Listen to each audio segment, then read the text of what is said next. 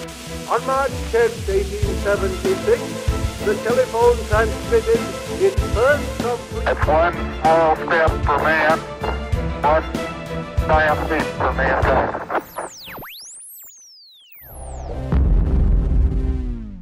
Welcome to this month's edition of The Future Is Now. I'm here outside of Panther Lake Elementary, the Kent School District's newest school, and I'd like to tell you about the Tech Expo. The Tech Expo is an opportunity to see how technology is being used in our community and how it is being used to help students prepare for the future. As you will see, technology gives us a viable way to improve student education. Students are now learning how to express their ideas in new mediums. Advancements in technology are occurring constantly, and it is up to us to make sure that the younger generation is equipped with the skills to succeed in a world that relies heavily on ever-changing technology.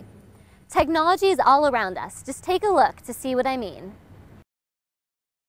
The Fifth Avenue Theater in Seattle is a great example of how the entertainment industry is making use of technology to create an enhanced final product and collaborate with people without ever meeting face-to-face. The development of new lighting and audio equipment makes it possible to create a more dramatic show, whether it's live theater or a concert. We interviewed some of the staff at the Fifth Avenue Theater to find out how these developments have helped them do their jobs. I have worked in the theater industry now, or the entertainment industry in general, for over 35 years.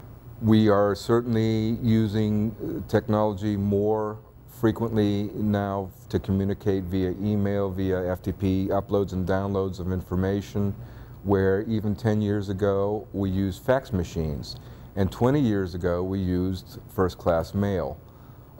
So the differences are that we can have creative teams dispersed across the country who don't need to meet face-to-face to be able to put together an idea.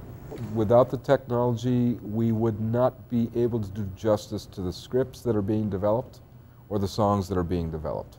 Certainly in the world of audio, we would have major issues, because in order for an actor to be heard from the back of the house without amplification, they have to act in a very unnatural way in order to project their voice to the back of the theater. The entertainment world of rock and roll, television, film, all those places are going to technology for a variety of reasons. We got ticket scanners roughly 3 years ago, and it's really streamlined the process that we handle our patrons in the front of house. Before we got ticket scanners, we had to tear tickets. We had to rip ticket stubs by hand. It was a bit of a slower process. You had to glance at the ticket, read it a little more carefully, to give them seating instructions.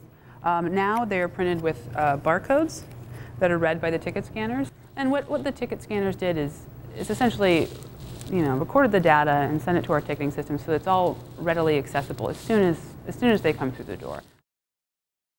The public library is a resource that many of us use on a regular basis, but we overlook the role that technology plays in making a library run smoothly and better serve us. The King County Library System has online catalogs, self-check-in, and internet databases to make information more accessible and convenient for people with busy schedules. We visited the Covington Library to see what new technological advancements they have implemented to assist their patrons. For quite a while, people have been able to check out their own material at the checkout stations. You log in with your library card and PIN number, and you can check out your own things. And now, just recently when we opened again a year ago, you're able to check in your own items. You slide the book right onto the conveyor belt, and it reads the barcode that's on the front of the book. And it sees that it's checked out to someone, and it checks it in for you, takes it off your account. So this is our automated materials handler. And right now, Norma is checking in items, and they go onto this conveyor belt, and then they're sorted. They're either sorted by where they go in the library, or they're sorted into bins to either fill a hold for someone who's waiting for the item, or to go on to another branch. So right now, see, someone is using the automated check-in outside, and the books are coming up the conveyor belt, and being sorted. So this is our online public access catalog, and that sounds like a mouthful. We call it an OPAC. And it's, well, this is actually our homepage, and to get to the catalog, you click here on catalog. And this is a database that you can search that has all of our items in the library. And there's downloadable audiobooks that you can download and either play on your computer, or you can download them to like an MP3 player. There's some downloadable music. That's kind of a growing collection. And then there's also downloadable electronic books, so that they're an electronic version of a book that you can read, download and read on your computer. And what's neat about the online catalog versus, you may remember from a long time ago, the card catalogs, there are only 3 access points when you use a card catalog. A title access point, so there's a file of titles, there's a file of authors, and then a file of subjects.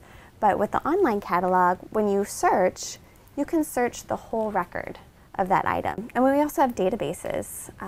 That's a huge part of our collection. With online databases and things like that, we've just been able to get to so much more. So when you come here, it's not just the Covington Library. There's a whole world, whole system of resources, and then a whole world of information outside of that.